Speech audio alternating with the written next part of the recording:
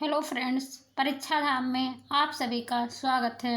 आज हमारा पहला क्लास है एनसीईआरटी में क्लास 6 की एनसीईआरटी जियोग्राफी। इसमें पहला चैप्टर है सौर मंडल में पृथ्वी। इसमें जो मोस्ट इम्पॉर्टेंट फैक्ट होंगे वही पढ़ेंगे जो परीक्षाओं में बार बार पूछे जाते हैं। इनमें हम देखते हैं इसकी शुरुआत एक अच्छे टॉपिक सौर मंडल में पृथ्वी से करने चल रहे हैं। तो हम लोगों ने रोज प्रतिदिन चंद्रमा को देखते हैं। चंद्रमा अलग अलग दिन पर अलग अलग समय पर अपने आकार बदलती रहती है, या तो हम सभी ने देखा है। जिस दिन पूर्ण रूप से चंद्रमा दिखाई देती है उस दिन को हम लोग, जिस दिन में पूर्ण रूप से चंद्रमा दिखाई देती है उस पूर्ण चंद्रमा वाली रात को हम लोग पूर्णिमा कहा जाता है। जब पूर्ण चंद्रमा देखते हैं जिस रात में, उस रात को पूर्णिमा कहा जाता है। और 15 दिन के बाद आप चंद्रमा को नहीं देख पाते हैं और इस रात्रि को अमावस्या कहा जाता है।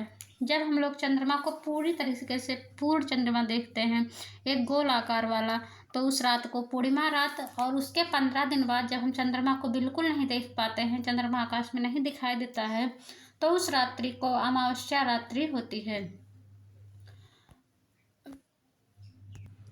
हम लोगों को आश्चर्य होता है कि दिन के समय में चंद्रमा और छोटी चमकीली वस्तुओं को क्यों नहीं हम देख पाते हैं। ऐसा इसलिए होता है क्योंकि सूर्य के अत्यधिक तेज के प्रकाश के कारण रात के समय जो चमकने वाली वस्तुएं होती हैं उनको हम दिन में नहीं देख पाते हैं। सूर्य में प्रकाश बहुत ज़्यादा होता है और वह बहुत तेज चमकता है, इसी वजह से रात में चमकने वाली वस्तुओं को हम दिन में नहीं देख पाते हैं। अब है जो परीक्षा में पूछता है खगोलीय पिंड। खगोलीय पिंड क्या है, किसे कहते हैं?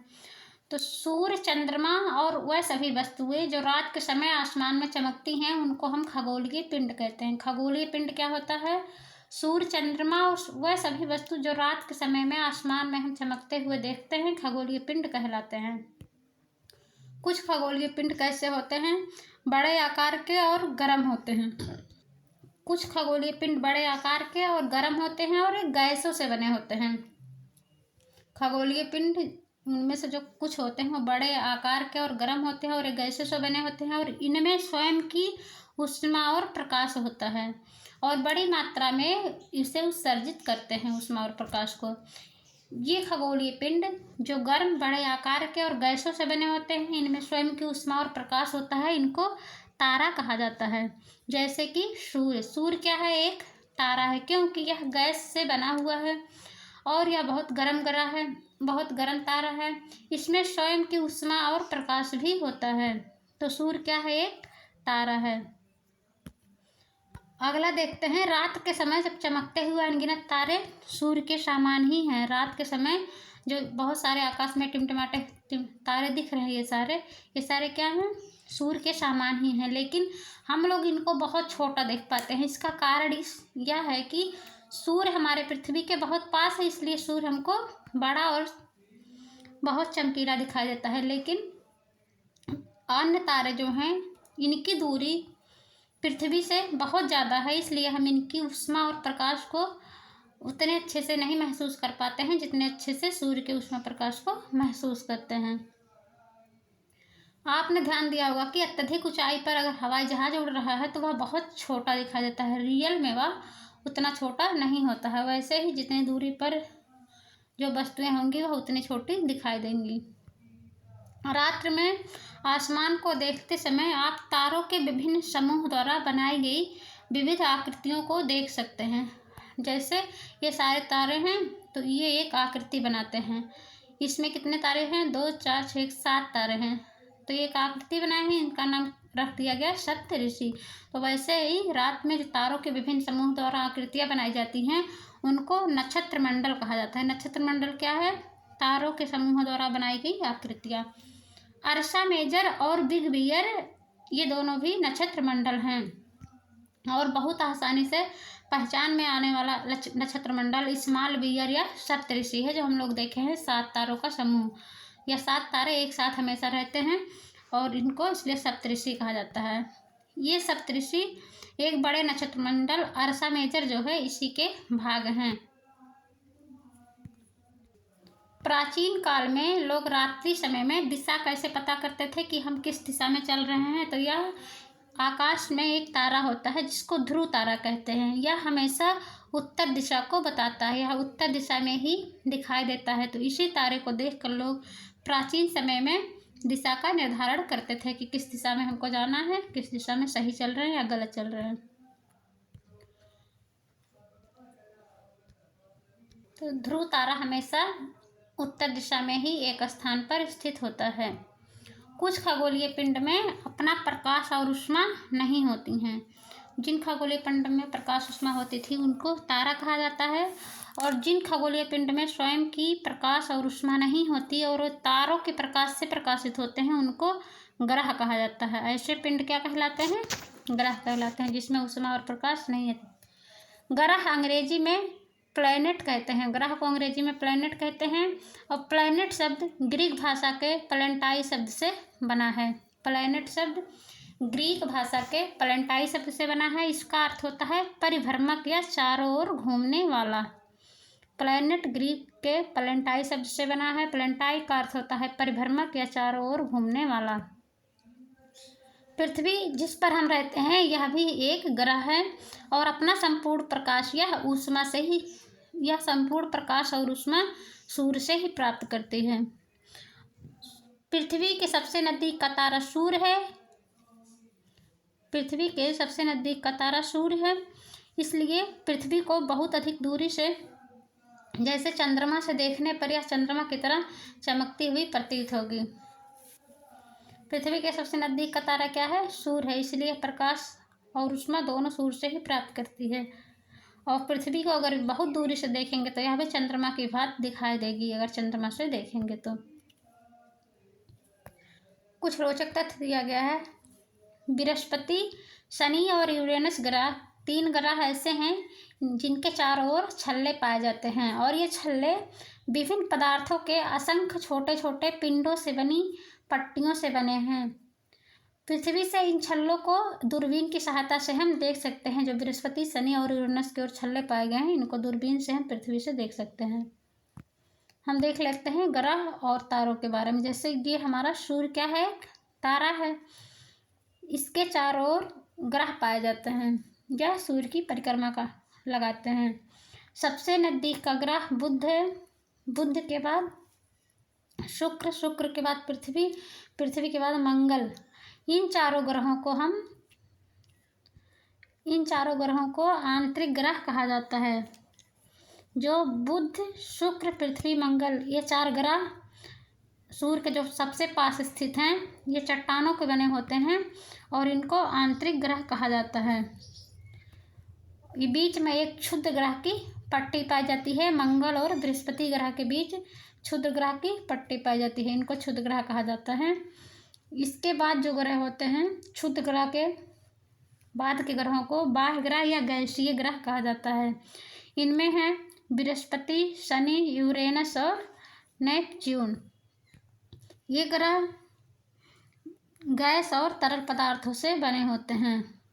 सूर्य से बाह्य ग्रहों की दूरी अत्यधिक है और ये गैस और तरल पदार्थों से बने होते हैं, और आंतरिक ग्रह चट्टानों से बने होते हैं। इनकी स्थिति सूर्य के नजदीक है।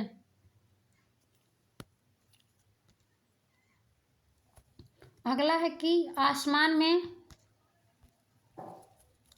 में दिखने वाला चंद्रमा एक उपग्रह है। जो आसमान में चंद्रमा दिखता है यह क्या है? एक उपग्रह है, और यह हमारी पृथ्वी का सहचर है और इसके चारों ओर चक्कर लगाता है। चंद्रमा एक उपग्रह है और पृथ्वी के चारों ओर चक्कर लगाता है। पृथ्वी के समान कुल 7 ग्रह और हैं, जो अभी हम लोग पढ़े हैं। कुल टोटल 8 ग्रह हैं जो सूर्य से प्रकाश और ऊष्मा प्राप्त करते हैं, और उनमें से कुछ के पास अपने चंद्रमा भी हैं। सूर्य के बारे में पढ़ते हैं। पौराणिक रोमन कहानियों में सोल क्या थे? सूर्य देवता को सोल कहा जाता था, और सौर शब्द का अर्थ है सूर्य से संबंधित, इसलिए सूर्य के परिवार को सौरमंडल कहा जाता है, सोलर सिस्टम। और सौर शब्द से ही सौरमंडल बन जाता है। सूर्य के परिवार को सौरमंडल कहते हैं। जियो के बारे में पढ़ते हैं। जियो में अगर लॉजी शब्द जुड़ जाता है तो लॉजी मतलब होता है पृथ्वी का अध्ययन, तो जियो मतलब पृथ्वी, लॉजी मतलब अध्ययन, तो पृथ्वी का अध्ययन हो जाएगा। अगर मेट्रिया शब्द जुड़ता है तो मेट्रिया मतलब मापना, तो पृथ्वी का मापन, जियोमेट्रिया मतलब पृथ्वी का मापन।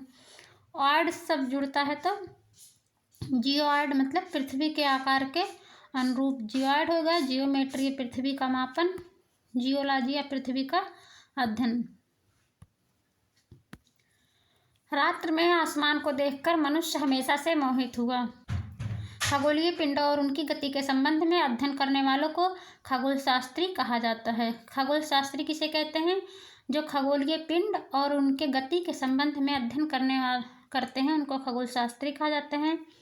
आर्यभट्ट प्राचीन भारत के प्रसिद्ध खगोल शास्त्री थे।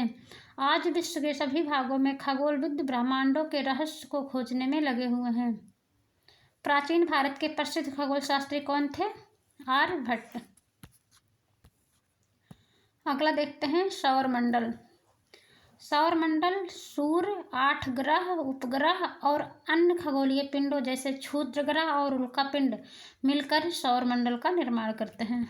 सौरमंडल किससे बना होता है? सूर्य से, ग्रह, उपग्रह और अन्य खगोलीय पिंड, क्षुद्र ग्रह और उल्का पिंड का मिलकर सौरमंडल का निर्माण करते हैं और इसे सौर परिवार का नाम देते हैं। इस सौर परिवार का मुखिया सूर्य होता है। सूर्य सौरमंडल के केंद्र में स्थित है और यह बहुत बड़ा और अत्यधिक गर्म गैसों से बना है। सूर्य कहाँ है? सौर परिवार का मुखिया है तो यह कहाँ रहेगा? केंद्र में रहेगा। यह बहुत बड़ा है और अत्यधिक गर्म गैसों से बना है। इसका खिंचाव बल इसे सौरमंडल को बांधे रखता है। इसका खिंचाव बल जो है इसी सौरमंडल को बांधा हुआ है। सूर्य सौरमंडल के लिए प्रकाश और ऊष्मा का इकलौता स्रोत है, लेकिन हम इनकी अत्यधिक तेज ऊष्मा को महसूस नहीं करते क्योंकि सबसे नज़दीक का तारा होने के बावजूद यह हमसे बहुत दूर है, इसलिए हम बहुत ज़्यादा इसकी ऊष्मा को महसूस नहीं करते। तो सूर्य से पृथ्वी की दूरी कितनी है? 15 करोड़ किलोमीटर सूर्य से पृथ्वी की दूरी है। सूर्य से पृथ्वी की दूरी 15 करोड़ किलोमीटर है। सूर्य से पृथ्वी की दूरी 15 करोड़ किलोमीटर। हमारे सौरमंडल में कुल 8 ग्रह है। सूर्य से दूरी के अनुसार ग्रह देखेंगे तो सबसे पहला सूर्य के पास वाला ग्रह बुध, सेकंड नंबर पर शुक्र, फिर पृथ्वी तीसरे नंबर पर, मंगल 4 नंबर पर, बृहस्पति 5, शनि 6, यूरेनस 7 और नेपच्यून 8 नंबर का ग्रह है। सौरमंडल के सभी 8 ग्रह एक निश्चित पथ पर सूर्य का चक्कर लगाते हैं। सौरमंडल के जो सभी 8 ग्रह हैं वो एक निश्चित पथ पर सूर्य का चक्कर लगाते हैं और ये पथ दीर्घवृत्ताकार में फैले हुए हैं। इन्हीं को कक्षा कहा जाता है। सूर्य के चक्कर लगाने वाले जो रास्ते हैं इन्हीं को कक्षा कहा जाता है, जिस पर ग्रह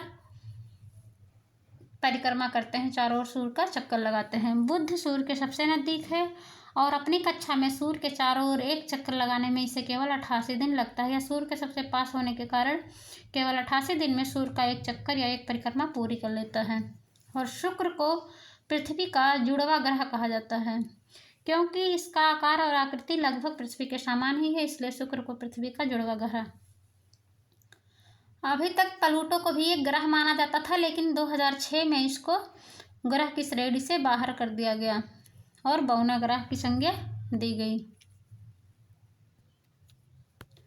आगे है पृथ्वी। सूर्य से दूरी के हिसाब से पृथ्वी किस नंबर का ग्रह है? तीसरे नंबर का ग्रह है, लेकिन अगर आकार में देखेंगे तो यह 5वां सबसे बड़ा ग्रह है। 4 ग्रह पृथ्वी से बड़े हैं और 5वें नंबर पर पृथ्वी की स्थिति है। पृथ्वी ध्रुवों के पास थोड़ी सी चपटी है, यही इसी कारण चपटी होने के कारण है पृथ्वी के आकार को भूआभ कहा जाता है। पृथ्वी ध्रुव के पास थोड़ी सी चपटी होने के कारण इसको भूआभ कहा जाता है। भूआभ का अर्थ होता है पृथ्वी के समान आकार। जीवन के लिए अनुकूल परिस्थितियां संभवतः केवल पृथ्वी पर ही पाई जाती हैं। जीवन जीने योग्य स्थितियां केवल पृथ्वी पर ही पाई जाती हैं। पृथ्वी ना तो अधिक गर्म है ना ही अधिक ठंडी।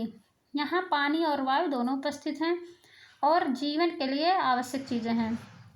वायु में जीवन के लिए आवश्यक गैसें जैसे ऑक्सीजन पृथ्वी पर मौजूद है। इन्हीं कारण से पृथ्वी सौरमंडल का सबसे अद्भुत ग्रह माना जाता है।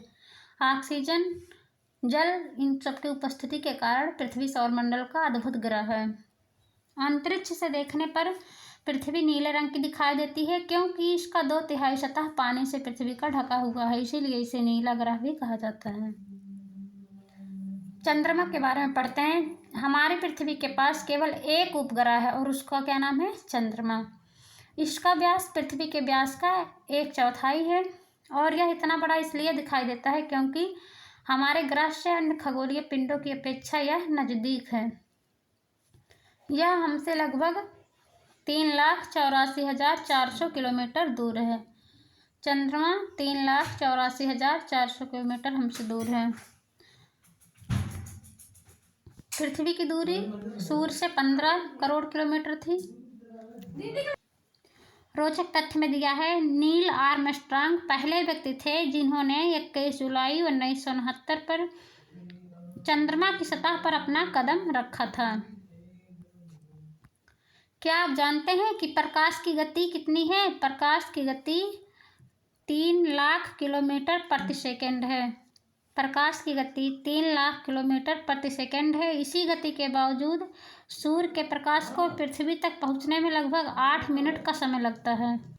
सूर्य से पृथ्वी की दूरी 15 करोड़ किलोमीटर है और प्रकाश की गति 3 लाख किलोमीटर प्रति सेकंड है। इतनी गति होने के बाद भी सूर्य का जो प्रकाश है वो पृथ्वी तक पहुंचने में 8 मिनट का समय लेता है। सूर्य का प्रकाश हमारे पृथ्वी पर कितने मिनट में पहुंचता है? 8 मिनट में। अगला देखते हैं, चंद्रमा पृथ्वी का एक चक्कर 27 दिन में पूरा करता है। जो चंद्रमा है वह पृथ्वी का एक चक्कर कितने दिन में लगाता है? 27 दिन में। और इतने ही समय में वह अपने अक्ष पर भी एक चक्कर पूरा करता है। इसलिए चंद्रमा की परिभ्रमण और परिक्रमण गति दोनों सेम है, 27 दिन है। और इसी कारण परिभ्रमण और परिक्रमण गति सेम होने के कारण ही हम हमेशा चंद्रमा का केवल एक ही भाग देख पाते हैं। चंद्रमा की परिस्थितियां जीवन के अनुकूल नहीं हैं। यहाँ ना पानी है और ना वायु, और इसकी सतह पर पर्वत, मैदान और गड्ढे हैं। इन्हीं के कारण पृथ्वी की सतह पर ये छाया बनाते हैं और पूर्णिमा के दिन चंद्रमा पर इनकी छाया को हम देख पाते हैं। क्षुद्र ग्रह, तारों, ग्रहों और उपग्रहों के अतिरिक्त असंख्य छोटे पिंड भी सूर्य के चारों ओर चक्कर लगाते हैं। तारों, ग्रहों और उपग्रहों के अतिरिक्त अन्य छोटे पिंड होते हैं जो सूर्य के ओर चक्कर लगाते हैं और इन्हीं पिंडों को क्षुद्र ग्रह कहा जाता है। ये मंगल और बृहस्पति की कक्षाओं के बीच पाए जाते हैं। क्षुद्र ग्रह कहाँ पाए जाते हैं? क्षुद्र ग्रह मंगल और बृहस्पति की कक्षाओं के बीच पाए जाते हैं। वैज्ञानिकों के अनुसार क्षुद्र ग्रह ग्रह के ही भाग होते हैं और बहुत वर्ष पहले विस्फोट के बाद ये ग्रहों से टूटकर अलग हुए थे। क्षुद्र ग्रह क्या है? ग्रह के ही भाग हैं। बहुत वर्ष पहले ये ग्रहों से टूटकर अलग हो गए हैं और मंगल और बृहस्पति की कक्षाओं के बीच ये सूर्य का चक्कर लगाते हैं। उल्का पिंड, सूर्य के चारों ओर चक्कर लगाने वाले पत्थरों के छोटे छोटे टुकड़ों को उल्का पिंड कहा जाता है। कभी कभी ये उल्का पिंड पृथ्वी के इतने पास आ जाते हैं कि इनकी प्रवृत्ति पृथ्वी पर गिरने की होती है और इस प्रक्रिया के दौरान जब पृथ्वी पर इनकी स्थिति गिरने की होती है, इसी दौरान ये वायु के साथ घर्षण कर लेते हैं और गर्म होकर जलने लगते हैं। इससे चमकदार प्रकाश उत्पन्न होता है। कभी कभी पूरी तरह से ये उल्कापिंड जले बिना ही पृथ्वी पर गिर जाते हैं और इससे धरातल पर गड्ढे बन जाते हैं। हम सब लोगों ने उल्कापिंड देखा होगा, अचानक से खूब तेज जलता हुआ आता है और ख़त्म हो जाता है, वही उल्कापिंड होता है। चारों तरफ खुले आकाश में एक ओर से दूसरी ओर फैली चौड़ी सफेद पट्टी की तरह एक चमकदार रास्ता दिखाई देता है। चारों तरफ आकाश में एक ओर से दूसरी ओर सफ़ेद पट्टी की तरह एक चमकदार रास्ता दिखाई देता है, जैसे ये सफ़ेद पट्टी की तरह फैला हुआ है चमकदार रास्ता। यह क्या है? यह लाखों तारों का एक समूह है। यह जो सफ़ेद फैली चौड़ी पट्टी दिखाई देती है, लाखों तारों का एक समूह है और यह पट्टी जिसे आकाशगंगा या मिल्की वे कहा जाता है। ये जो लाखों तारों का समूह है, इस पट्टी को आकाशगंगा या मिल्की वे कहते हैं और हमारा जो सौरमंडल है इसी आकाशगंगा का एक भाग है। प्राचीन भारत में इसकी जो आकाशगंगा की कल्पना है, यह आकाश में प्रकाश की भांति एक बहती नदी से की गई थी। प्राचीन काल में आकाश में प्रकाश के भाग एक बहती नदी से आकाशगंगा की कल्पना की गई थी। इसी कारण आकाशगंगा इसका नाम रखा गया। आकाशगंगा करोड़ों तारों, बादलों और गैसों की एक प्रणाली है। आकाशगंगा क्या है? करोड़ों तारे, इसमें बादल, गैस आदि शामिल होते हैं। इस प्रकार की लाखों आकाशगंगाएं मिलकर ब्रह्मांड का निर्माण करती हैं और ब्रह्मांड की विशालता की कल्पना करना अत्यधिक कठिन है। वैज्ञानिक अभी भी इसके बारे में अधिक से अधिक जानकारी एकत्र करने में जुटे हैं। ब्रह्मांड, आप पृथ्वी पर हैं और पृथ्वी सौरमंडल का एक भाग है और हमारा सौरमंडल ब्रह्मांड का एक हिस्सा है। ये हो गया पृथ्वी सौरमंडल का भाग है और सौरमंडल आकाशगंगा की भाग है। आकाशगंगा ब्रह्मांड का भाग है। हमारा पहला चैप्टर